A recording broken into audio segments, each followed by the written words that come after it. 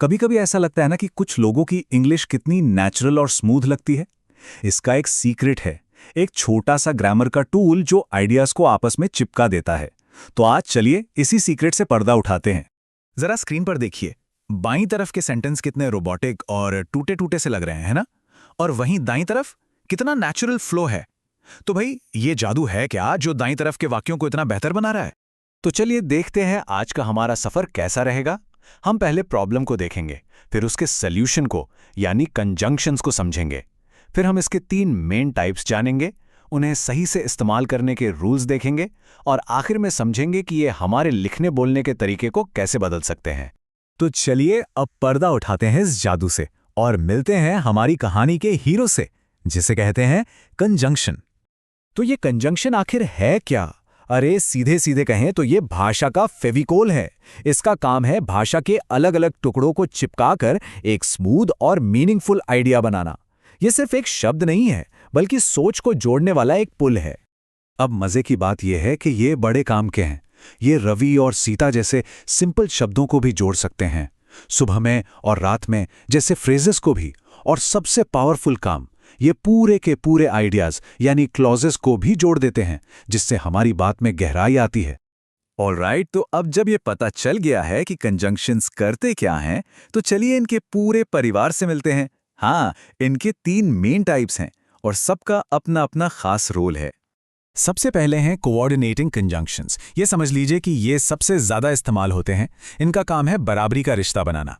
मतलब ये वाक्य के ऐसे 2 हिस्सों को जोड़ते हैं जिनका ग्रामर में बराबर का वजन हो, जैसे तराजू के 2 पल्ले। और इनको याद रखने का एक बहुत ही मजेदार तरीका है फैनबॉयज।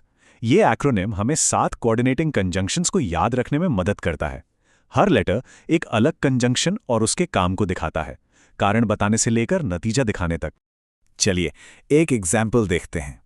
He was tired, so he slept early। यहां सो ने क्या किया? उसने वजह टायर्ड और नतीजे स्लेप्ट अर्ली के बीच एक सीधा साधा कनेक्शन बना दिया।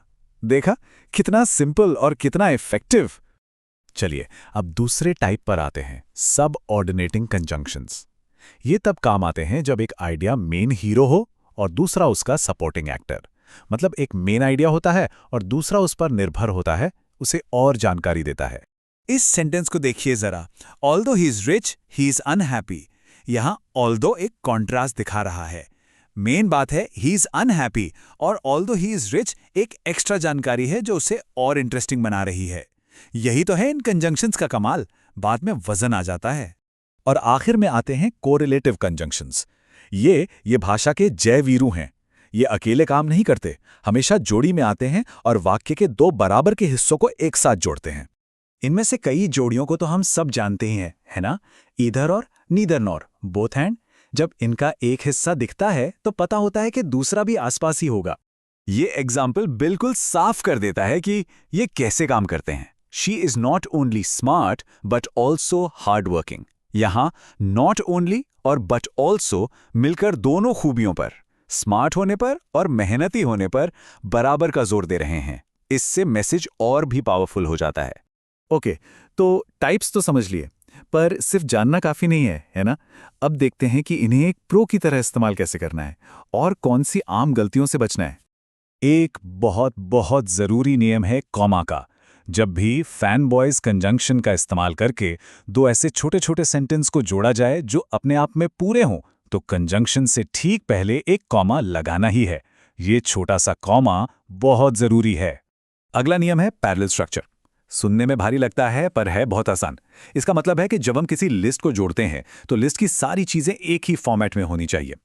रीडिंग, राइटिंग एंड डांसिंग सही है क्योंकि सब में आईएनजी लगा है। सिंपल। और हाँ, एक गलती जो बहुत लोग करते हैं वो है डबल कंजंक्शन का इस्तेमाल। Although he was tired but he worked. ये गलत है। आपको एक चुनना होगा। याद रखिए, एक म्यान में 2 तलवारें नहीं रह सकती, तो एक बार में एक ही कंजंक्शन। ये एक प्रो टिप है क्योंकि कभी कभी कुछ शब्द कंफ्यूज कर देते हैं। ये टेबल हमें कंजंक्शन, प्रीपोजिशन और एडवर्ब में फर्क बताती है। बस इनके काम को याद रखना है। कंजंक्शन जोड़ता है, प्रीपोजिशन रिश्ता बताता है और एडवर्ब बताता है कि काम कैसे हुआ। तो इन सब बातों का निचोड़ क्या है? आखिर ये सब सीखने से मिलता क्या है? मिलता है कनेक्शन का पावर। अपने आइडियाज को टूटे फूटे टुकड़ों से एक स्मूथ कहानी में बदलने की ताकत। देखिए, हम वहीं आ गए जहां से शुरू किया था, पर अब हमें वो राज पता है। देखिए कैसे एक छोटे से एंड ने बिखरे हुए वाक्यों में जान डाल दी और उन्हें एक लॉजिकल फ्लो दे दिया। यही है असली बदलाव। तो अब ऐसे इस्तेमाल कैसे करना है? बहुत आसान है, बस ये 4 कदम उठाइए। पहले अपने आइडियाज को पहचानिए, फिर उनके रिश्ते के हिसाब से सही कनेक्टर चुनिए, उन्हें रूल्स के साथ जोड़िए, और बस आपका काम प्रोफेशनल लगने लगेगा। तो कुल मिलाकर बात यह है कि कंजंक्शन सिर्फ ग्रामर के रूल्स नहीं हैं। ये वो टूल हैं जो हमारी बात में, हमारे लिखने के तरीके में क्लैरिटी और फ्लो लाते हैं। ये 3 तरह के होते हैं, और अगर इनका सही इस्तेमाल किया जाए तो लिखने का अंदाज ही बदल जाता है। तो अब जब विचारों को जोड़ने का ये टूलकिट हमारे पास है, तो सोचिए कितने मजेदार, जटिल और दमदार वाक्य बनाए जा सकते हैं। ये पावर अब सबके हाथ में है।